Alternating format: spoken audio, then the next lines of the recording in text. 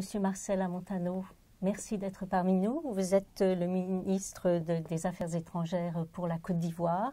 La Côte d'Ivoire, qui est membre du Conseil de sécurité depuis le début de l'année, donc quel bilan votre pays tire-t-il de sa présence au sein de cet organe des Nations Unies?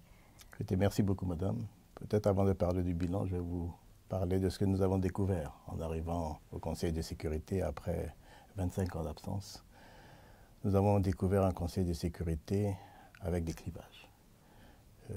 Les 5 pays permanents sont divisés, avec malheureusement en affinité avec des pays membres non permanents qui sont d'un côté ou de l'autre. Et la politique a pris le pas sur la mission essentielle du Conseil de sécurité, qui est de prévenir ou de résoudre les conflits. Donc la Côte d'Ivoire, ce que nous avons fait, c'est que nous nous sommes donné une identité, une personnalité au Conseil de sécurité depuis 9 mois. Les membres du Conseil de sécurité savent que la Côte d'Ivoire a un seul credo, c'est la résolution des conflits par le dialogue en vue d'instaurer la paix. Et toutes nos prises de position au sein du Conseil de sécurité ont consisté à nous maintenir sur cette posture, de sorte que nous avons acquis une certaine indépendance au niveau du vote des résolutions et au niveau de nos prises de position, qui nous a valu, je dirais quand même, un certain crédit aujourd'hui au Conseil de sécurité. Donc la Côte d'Ivoire est, je dirais, fidèle à ses principes, au principe du père fondateur de notre pays, le président Félix Houphouët-Boigny, au principe de son disciple, qui est le président Alassane Ouattara, la paix par le dialogue. Et bien sûr, l'opération des Nations Unies en Côte d'Ivoire, l'ONUCI a fermé en 2017, et la mission aussi des Nations Unies au Libéria, la MINUL, a fermé cette année. Donc, quelles leçons tirez-vous de ces succès pour l'Afrique de l'Ouest? D'abord, nous sommes fiers. Nous sommes fiers que des missions puissent se terminer, parce qu'il y a des missions dans le monde qui durent depuis 25 ans, 30 ans, sur le continent, ailleurs, qui ne se terminent jamais.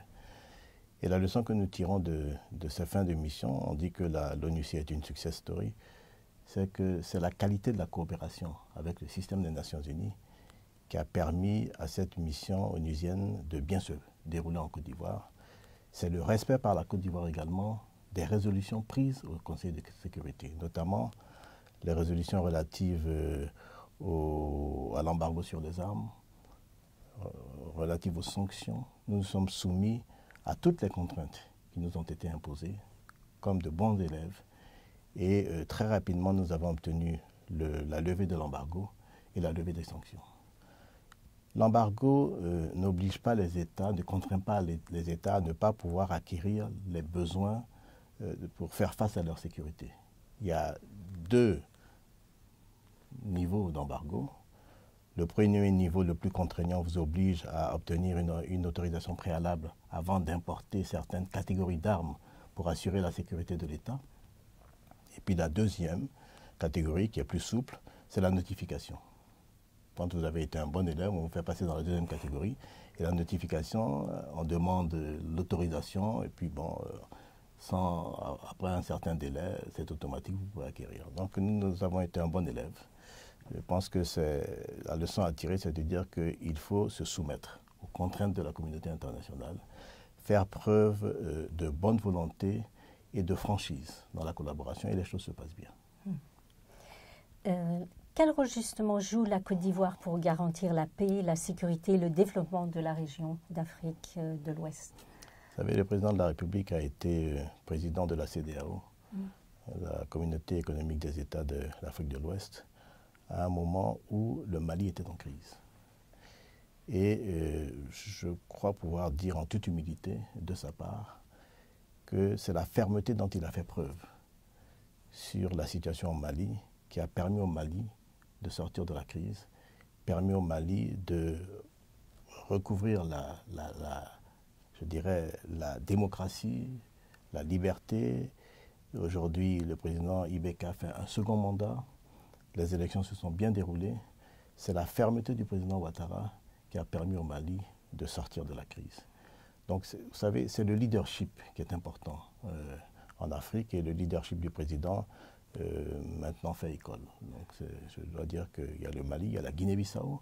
On a fait preuve de beaucoup de fermeté aussi au niveau de la Guinée-Bissau. Tout récemment, nous avons été à l'initiative d'une résolution sur la Guinée-Bissau qui a permis à la Guinée-Bissau également de sortir de la crise. Aujourd'hui, la Guinée-Bissau, le président Vaz vient de parler, s'est conformé à toutes les contraintes qui lui ont été imposées, et ça se passe bien. Je crois que nous avons bon espoir que les élections législatives qui doivent se dérouler, je crois, le 18 novembre en Guinée-Bissau se déroulent bien.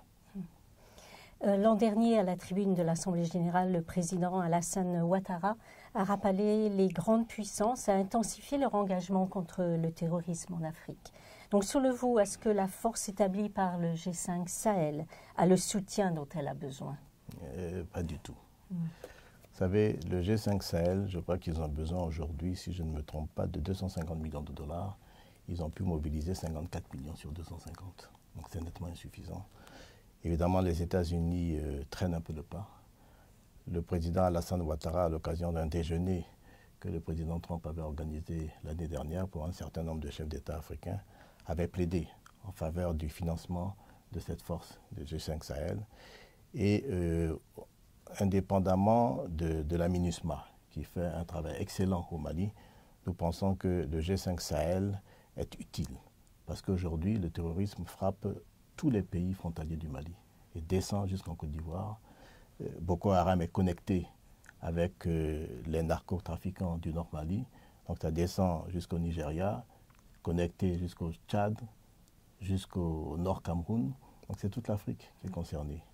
Donc le G5 Sahel, pour nous, c'est quelque chose d'important. Le changement climatique a un impact important sur les plus vulnérables à travers le monde, notamment les pays en développement, bien sûr. Quel est votre message aux pays développés concernant le respect des engagements inscrits dans l'accord de Paris sur le climat? Je ne vais pas rentrer dans une polémique. Il y en a qui sont sortis de l'accord de Paris, c'est dommage. Vous savez, les pays qui sont les plus responsables du climate change sont les pays industrialisés. Ce sont ceux qui ont le plus pollué.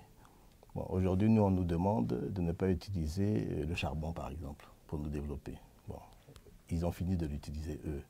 Donc, on est obéissant, on n'utilise pas, mais je pense qu'il faut que les choses reviennent à leur juste mesure et que les plus grands payeurs soient les plus grands pollueurs.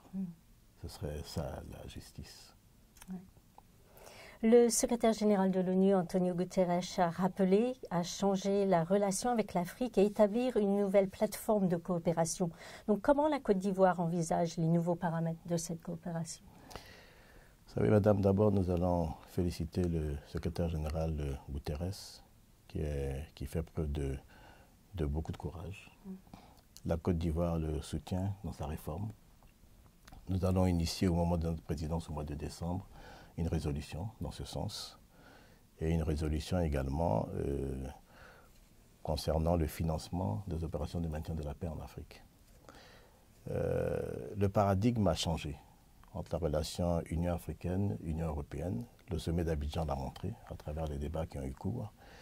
Et nous souhaiterions que nos interlocuteurs comprennent que l'Afrique a beaucoup changé, l'Afrique n'est plus la même. Et qu'en ce qui concerne la Côte d'Ivoire, la volonté du président Ouattara et des Ivoiriens, c'est de moderniser notre économie par l'industrialisation, par la transformation de nos matières premières en Côte d'Ivoire, pour capter la plus-value au bénéfice de nos populations, de nos planteurs, etc.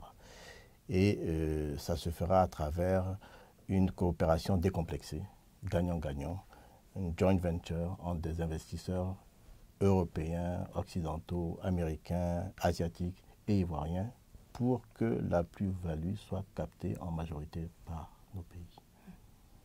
Monsieur le ministre des Affaires étrangères, merci beaucoup. Je vous en prie, madame. Merci.